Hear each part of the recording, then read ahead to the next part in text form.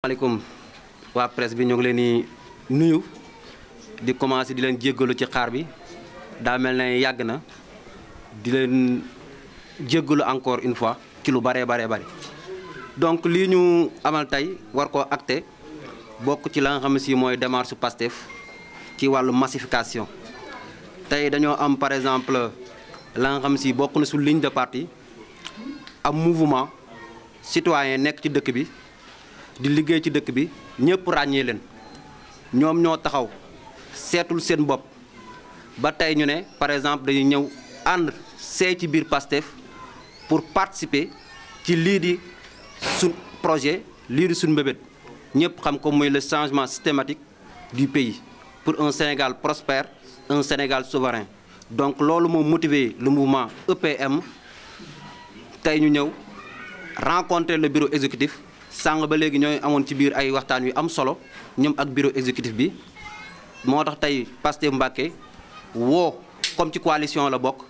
ànd ak le doyen Sega di membre ci mouvement bi ak monsieur Diagne bokk ci doon ka nga xam si mooy lieutenant Cheikh Diagne Dièye fii ci commune bi ànd kook ñoom pour accueillir ko donc bu ngeen ko gisee nii da ngeen xam ne par exemple que Pastef lépp luy dayo la nga xam si war na ko mën a jox le militant jox nañ ko ko donc monsieur Badiane moom la ñuy jox kàddu gi mu wax bu paree le coordonnateur par exemple tëj Ahmadou Lo après yéen journaliste yi bu fekkee am ngeen question ngeen posé ko monsieur Badiane mu répondre leen xëy na dañuy ramasser comme dañoo guddee ba bëgg a teel a dem jaa ngeen jëf. salaamaaleykum mbooloo mi tey man maa ñëwoon ànd ak sama mouvement bu tudd Ensemble pour Mbacké nekk un mouvement de développement local et social di œuvrer fii ci Mbacké ànd koog sama nawle yi ñu toogal nga laat loo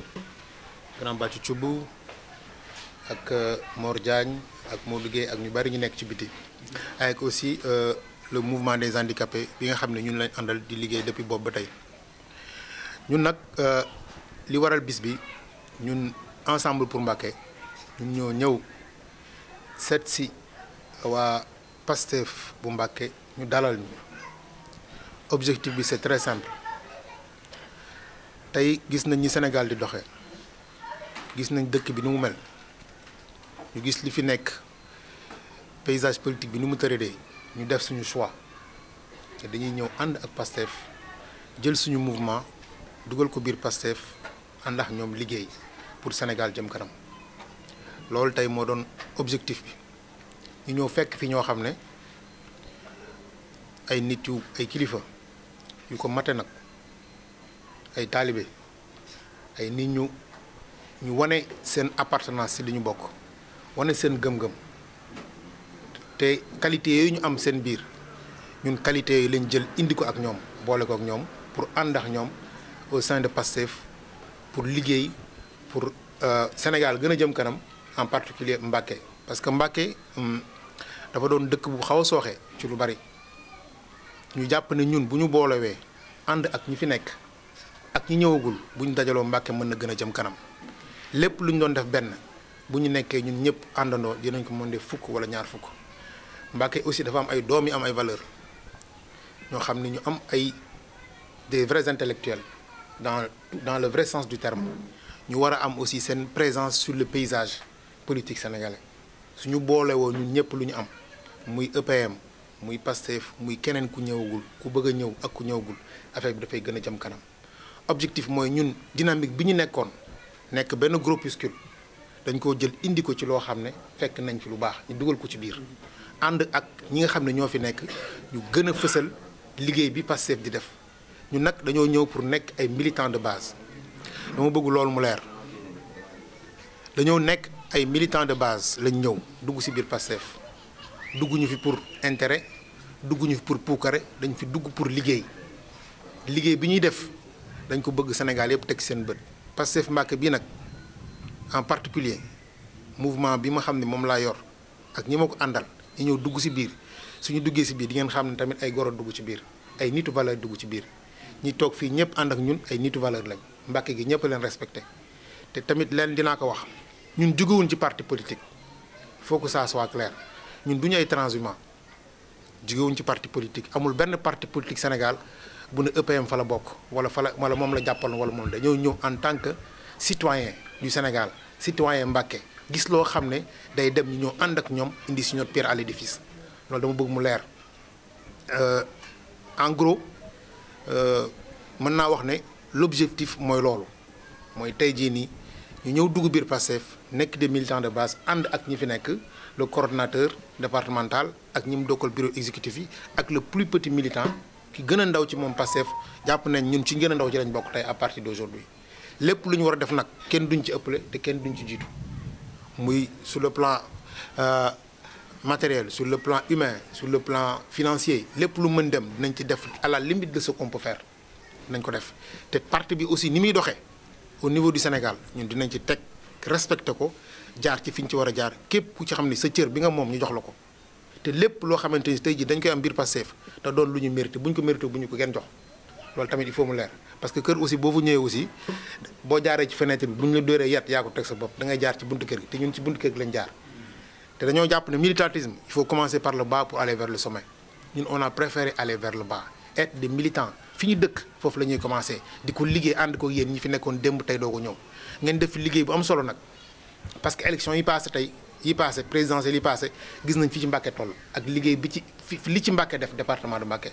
ñëpp Sénégal gi yëpp nangu ko te ñun tey dañu am benn chance suñu département mais premier département du Sénégal boo xoolee dernier recensement yi amoon ANSD te loolu dafa doon un poids boo xam ne waruñu ko caaxaane parce que ëllëg tey mooy li nga xam ne moom la ñuy teg sur la table te Mbacké wane na ko ci élection yi passé wane na ngeen ko yéen ñi fi nekkoon en terme de mobilisation vraiment ñëpp rafetlu ko ku ànd ak yéen ku àndul yéen rafet na ko tey nag ñun dañoo ñëw suñu mouvement dañ ko jël def ko benn dugal ko ci biir Pastef jàppale leen ne tey mouvement EPM mu ngi biir Pastef waaw loolu la en gros loolu moo doon déclaration bi nga xam ne moom laa waroon def ñëw fekk ci sama collègue yi fii nii waxtaan ak ñoom à partir d'aujourd'hui daal nous sommes tous des militants de Pastef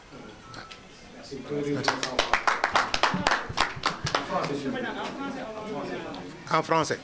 mais ku leen wax dégg naa français alors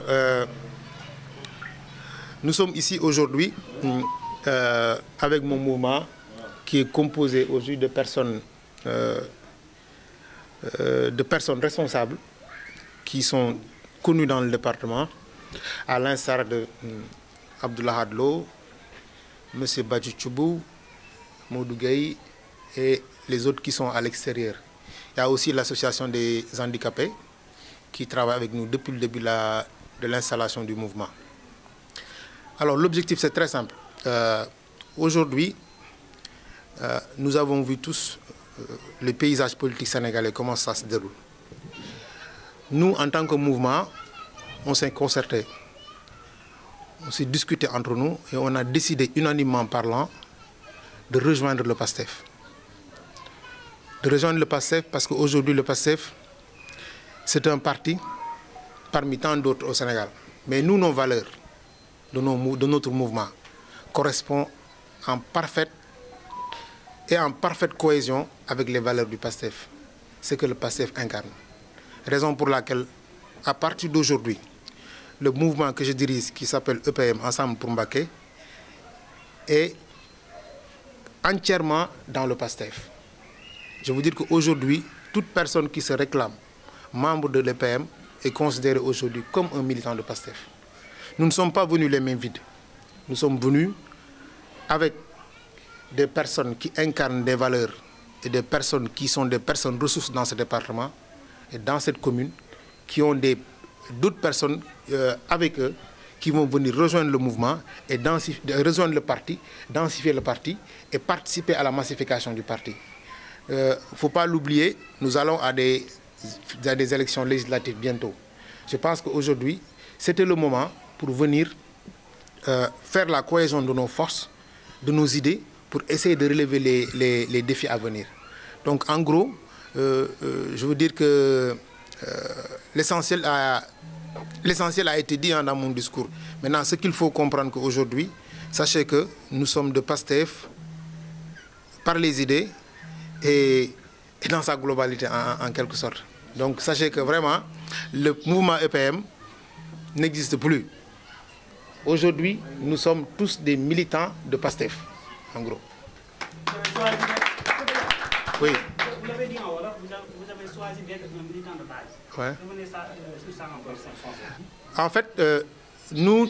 notre trajectoire, il est très simple. Hein. Nous, on ne milite pas par le sommet, on milite par la base. Ça veut dire qu'aujourd'hui, nous sommes venus à la base, au niveau de PASTEF Mbacké, pour montrer nos valeurs, pour montrer notre savoir-faire, pour aller jusqu'au sommet, avec le PASTEF de Mbacké. Merci. Ngeen wala ngeen posé ko les questions moom concernant après ñu def ci le coordinateur mu gën a gaaw. Vous avez des questions? Une question. Deux questions nag bu bari. Ah, deux questions waaw. Non, trois. Non, deux. Alors, M. Badiane, voilà, exactement, vous avez participé activement au développement de Mbacké. Quelle lecture faites-vous par rapport à ce qui se passe actuellement et quel est l'apport que le mouvement va vraiment apporter, si vous me permettez la répétition, pour œuvrer pour le développement de Mbacké? Alors, bon, vous le constatez comme moi-même, hein, que Mbacké manque de beaucoup de choses. Je pense qu'aujourd'hui, les personnes aujourd'hui qui sont au devant de la scène politique, qui gèrent la mairie et le conseil départemental, je pense qu'ils ont beaucoup de choses sur la table qu'ils n'ont pas résolues. Mbacké manque de routes, Mbacké manque d'assainissement. Si on s'évertue à vouloir citer tout ça, on ne va pas s'en sortir. Aujourd'hui, Mbacké est un département malade. Je vous dis que la commune, elle est malade. Parce que j'ai comme l'impression que les gens qui les dirigent n'écoutent pas les populations. Les gens souffrent. J'ai l'habitude de dire à Mbacké, le premier métier, c'est conducteur de Jakarta. Parce que quasiment tous les jeunes, ils n'ont rien à faire à part conduire des Jakarta. Et je pense que si on avait une politique d'emploi de jeunes bien définie, bien ficelée, avec des dirigeants qui ont une bonne vision, la commune allait dépasser ce stade. Maintenant, nous, notre mouvement, on a toujours œuvré sur le plan social. On a aidé la commune qui est là. On l'a offert on a équipé en grande partie le centre de santé de Mbacké. On a offert un bus au club de football. On a offert une ambulance à l'hôpital. On a offert 2 camions de ramassage d'ordures à l'hôpital, à la commune. Et on a aidé beaucoup de jeunes qui étaient dans des difficultés, qui viennent des familles démunies, pour les aider à se scolariser. On a offert des bourses à beaucoup de jeunes aussi. En gros, sur le plan social, nous, on s'est dit qu'il faut qu'on aille voir les gens qui sont dans des grandes difficultés pour les aider. Deuxièmement aussi, ce qu'on fait, on ne le fait pas, on ne le donne pas à des personnes. On donne ça à des ensembles. Ça veut dire que si on nous dit que l'hôpital de Mbacké manque de scanners ou d'échographie pour les femmes, on aille chercher l'échographie, on donne ça à l'hôpital. Ça veut dire que toutes les populations de Mbacké vont utiliser cet appareil-là. Au lieu de faire du militantisme où tu donnes 5 000 francs, 1 000 francs aux gens, nous, on préfère faire quelque chose qui aide toute la commune. Je pense que aussi, si nous, on vient dans le PASTEF, ça veut dire qu'aujourd'hui, ce n'est plus le mouvement qui va le faire, c'est le PASTEF qui va porter ça. Ça veut dire qu'aujourd'hui, s'il y a des besoins concrets dans la commune, on nous interpelle. Les gens vont nous interpeller en tant que membres de PASTEF. On ne nous interpelle plus en tant que membres de EPM. Donc ça, il faut que ça soit clair. Et je pense qu'il y a beaucoup de défis à relever. Je pense qu'aussi, il y a beaucoup de défis à relever. On a essayé peut-être de faire une petite partie. Mais je pense qu'il y a une grande partie qui n'est pas encore satisfaite. Donc, en gros, l'igni khardal mo gëna bari. Exactement. Voilà une autre question peut-être. On va vers des élections législatives. Actuellement, le parti est dans ses balbutiements. Est-ce que vous êtes là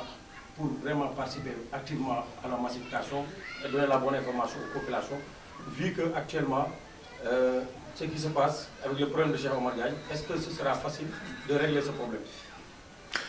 En fait, moi, sur l'histoire de Cheikh Omar Diagne, moi, j'ai rien à dire par rapport à ça. Franchement, ça, pour moi, ce n'est pas un sujet qui me concerne. Je ne vais pas me prononcer là-dessus. Je pense que je suis très petit pour en parler. Si j'ai mes opinions, c'est mes opinions personnelles. Donc voilà, sur ce sujet-là, je n'ai rien à dire. Après, pour les élections législatives, je pense qu'aujourd'hui, nous sommes venus en tant que mouvement. On va essayer d'apporter le maximum pour que le PASTEF gagne les élections largement dans le département et dans le Sénégal. Donc c'est simplement ça. Avec la coalition Diomaye en plus. Et je dis qu'aujourd'hui aussi, il faut qu'aussi, non, on va essayer d'aller récupérer d'autres fils de Mbacké qui viennent nous rejoindre pour que Mbacké s'en sorte. Parce qu'aujourd'hui, comme on dit en politique, c'est des mathématiques, hein? C'est 1 + 1 = 2. Donc tout le monde est appelé à venir rejoindre le PASTEF. Donc moi, mon souhait, c'est qu'il n'y a qu'un seul parti à Mbacké, c'est PASTEF. Salam alaikum mbokk yi ñu ngi leen di nuyu ku nekk turam ak santam te di leen ziar ñu ngi am mbégte mu rëy nag tey ji bi yàlla dogalee benn mouvement dëkk Mbacké ñun ñëpp xam taxawaayam bi mu amee woon ci biir Mbacké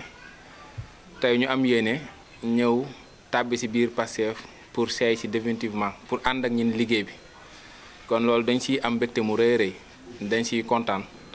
ndaxte dafay dugg ci phase massification bi nga xam ne moom lañ yàgg a def fépp fu ñu gis nit koo xam ne nitu valeur nga nit koo xam ne gis nañu amal nga njariñ réew mi ñu tàllal loxo ànd ak yow liggéey ngir Sénégal gu jëm kanam tey nag bi ñu ci amee kenn koo xamante ni jëruñu koy présenté maanaam Mbacké yëpp xam ne wala àdduna bi muy président Badiane ànd kook ay cadre ay kàngam yoo xamante ni koo ci présenté la daanaka mën na ko sëkk bu ñu ñëwee ànd see ñun liggéey bi duñ am lu xol bu sedd ndax dañuy wax ne lu kenn mën ñaar ko dàq te luñ gën a mbooloo mi gën a bëri rek muy gën a am solo donc kon ñu ngi am mbégte bu rëy en plus te di leen remercier yéen journalistes yi seen taxawaay gis nañu rafet na bu loolu jàllee tamit ñuy beral nuyu ak ziar Pastef authentique ndax dañuy wax ne tey bu mbiru egsee fii rek ñoom la metti woon na lool ngay taxaw sax di tuddoo naan man Pastef laa bokk au début dañu daan diaboliser yéen da ngeen a weddi lii wala da ngeen a weddi laa mais biñu demee ba ñëpp xam ne lii dëgg la ñëpp ñu ànd seeg ñun duñu am lu xol bu sedd ndaxte ku kon comparé Pastef 2016 wala président Ousmane Sonko doon ñëw fii mën naa ne la fi daje woon sax bu ëppee lii ca la yam président Ousmane Sonko 2016 bi mu ñëwee fii ñii ñoo fi nekkoon doon ko organiser te buñ ko comparé ak tey mën nañu presque lii fi nekkoon mu metti woon lool bu ñu daan def réunion parce que ñaari ñett ni la ñuy gis mais ñu téele xam ne tôt ou tard fii la jëm loolu nag dañuy jaajëfal ñi nga xam ne ñoo porté woon combat bi di leen remercier ndax di wax ne ne xam nañ fa ñu jógee am na fu ñu egsi mais liggéey bi des na naka la ñuy fexe ba conserver pouvoir bi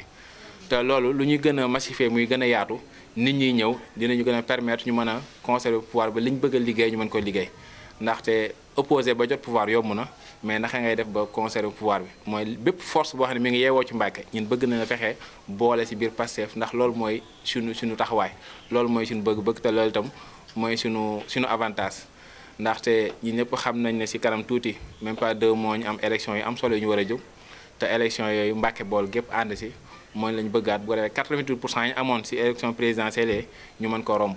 ndaxte gàcce la ci ñun ñu dem élection mënuñu amaat 88%. kon tey bu président Badiane ñëwee pour gën ñoo jàppale ci liggéey bi non seulement liggéey bi duñ ko def ngir ñun mais dañ koy def ngir suñu génération bi nga xam ne ñu ngi war a ñëw mooy xale yi xam ne ñu ngi toll ci ay 8 ans 9 ans ñooñu la ñu war a bëgg a fexeel génn Sénégal goo xam ne day uuteeg Sénégal gi ñuy dund ñun Sénégal gi nga xam ne dañ ko daan rêvé Sénégal googu ñun fexe leen koo réaliser ba ñoom buñu dikkee ba egsi fii ñu egsi ñun liñ dund ci jafe-jafe ñoo duñ ko dund te am nañ chance pour defal leen ko donc moo tax sacerdoce boobu ñu dund ci baat Pastef moom la ñuy wax sunu alliés yi nga xam ne ñëw nañ tey nañ ànd dund ko ànd ci dëgg ànd ci jub ak jubal pour suñu borom may ñu dem incha allah jërë ngeen jëf. kon mën nañ ko yamale fii rek di leen monsieur Ndiaye kooku sama collègue la. léegi dama bëggoon a xam massification bi ngeen wax ndax ngeen koy defee sinon c'est que am na ay transhumants politiques yu bëri yi nga xam ne da ngeen leen trouvé xam naa sur votre chaîne ñoom nga xam ne ñoom xamuñu opposition ñoom ku fadoog lañ xam ngeen fas yéene liggéey ak voilà merci Ndiaye Seck. voilà donc comme nuñ ko xam Pastef rek dafa am ci ligne bu nekk ñun képp ki homme de valeur ñu gëm na say loxo set nan woo nañ la ci projet bi waaye bu fekkee 2024 parce que changer bëgguñoo changer tamit Sénégal doo nga yam ci mais dañoo bëgg a changer aussi la façon de faire la politique bu fekkee 2024 yaa ngi bokkoon ci benn camp ba nga xam ne dañu koo gagné toog fa nga opposé wu loolu la suñu leader gëm ñun parti Pastef loolu lañ gëm parce que aussi am na la nga xam si ñun rek ñoo ko mën a changer encore ci politique bi nekk au pouvoir ñëw jàmmaarloo ak nit mu gañe la nga ñëwaat bëgg ànd ak ka nga xam si Borki Demba Ndiaye moom nga doon opposé wu ak loolu Pastef dox ci ku nekkoon 2024 ci benn parti toogaat fa opposé wu parce que ñun on a besoin des opposants bu amul opposant tamit mun ñoo liggéey bu ñëpp ne ànd ak ñun kay kan ñuy rectifier wala kan moo ñuy sànni xeer donc loolu daal lañ ci am lu ci répondre ci question boobu merci c'est voilà di santaat ñëpp rek am benn photo de kii comme soyez que bienvenue waaw